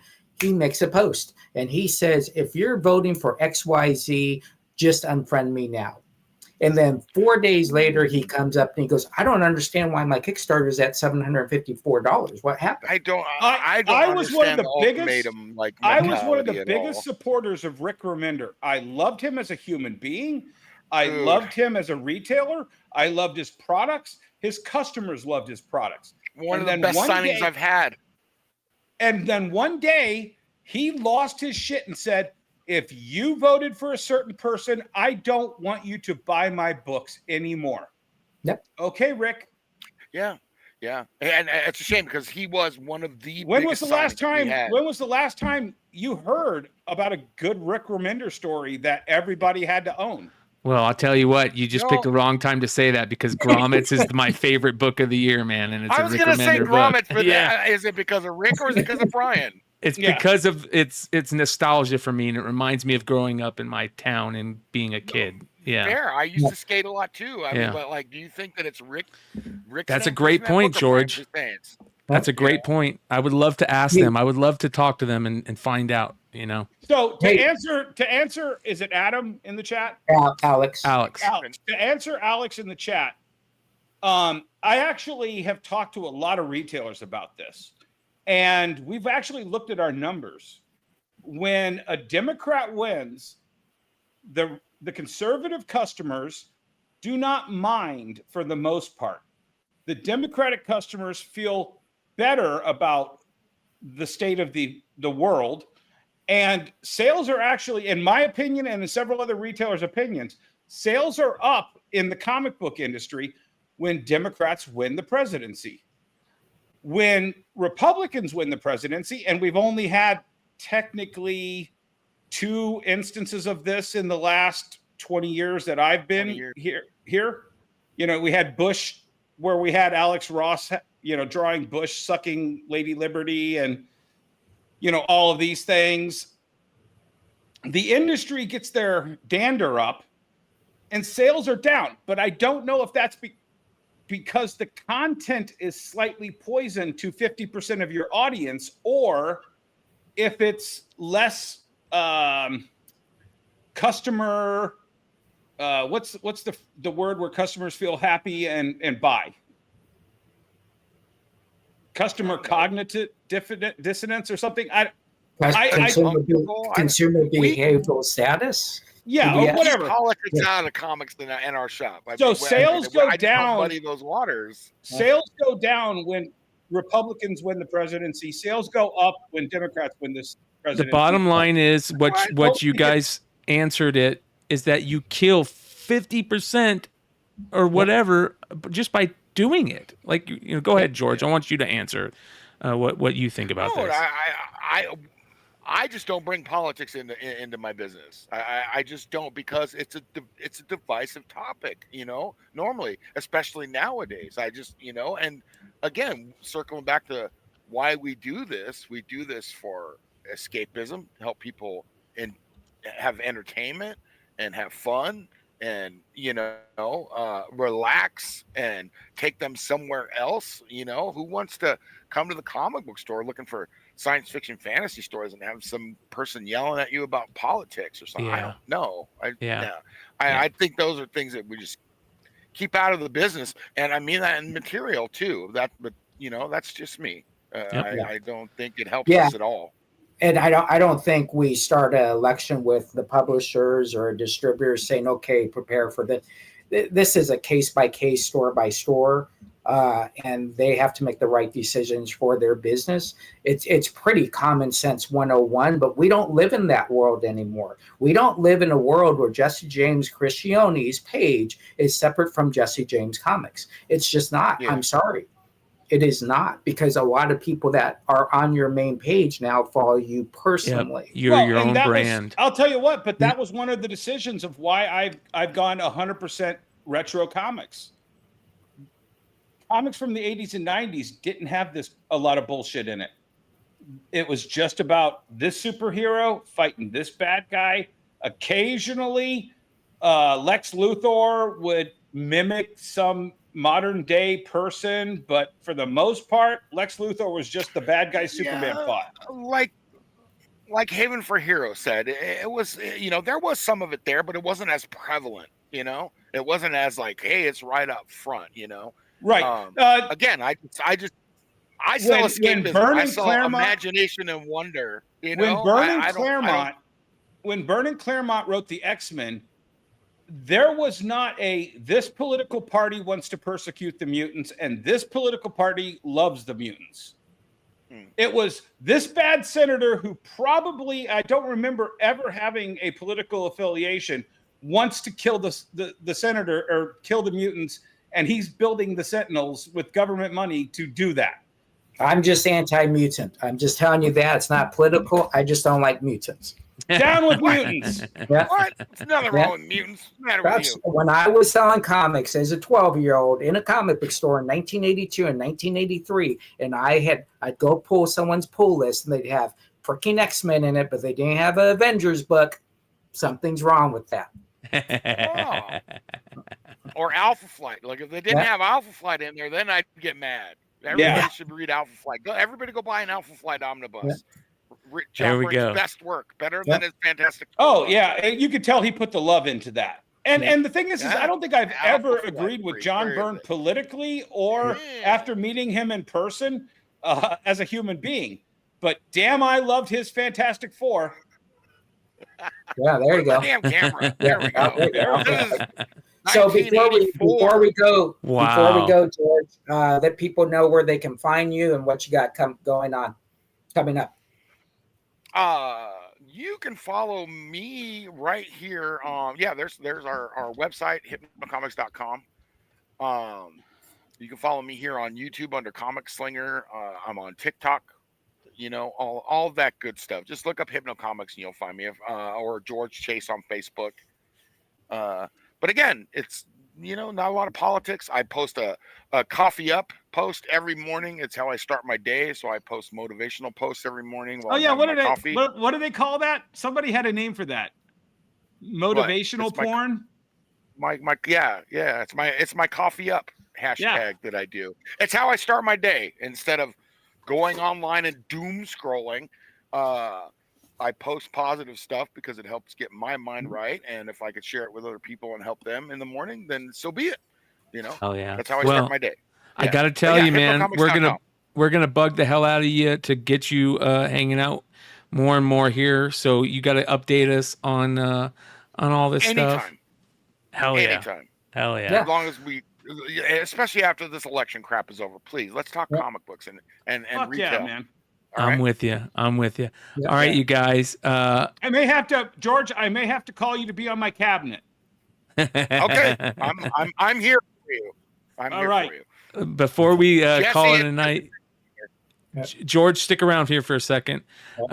Jesse, you guys can find Jesse all the time on eBay Live. Go follow his shop on eBay. Also, he's very easy to find. You can find all the links below. Of course, you can find Dennis at the Mall in Monroe. He's got multiple stores there, and you can follow him on IG and Facebook as well.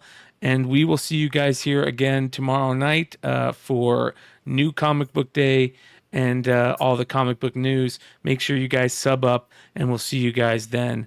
Adios, you guys. Much love. George, stick around for a second. We'll be right back. Yeah, sure. Thanks. Much love, you guys.